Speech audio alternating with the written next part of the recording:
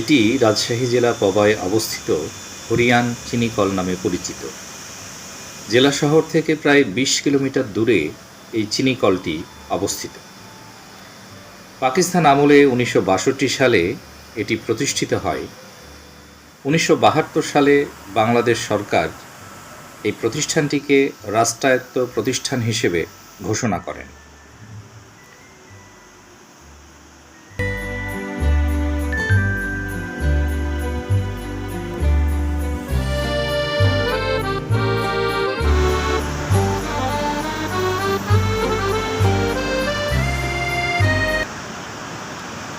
এ বিশাল এলাকাটি চিনি কারখানা, বাণিজ্যিক খামার, জৈব সার কারখানা এবং অফিস ও আবাসন ভবনের সমন্বয়ে গঠিত।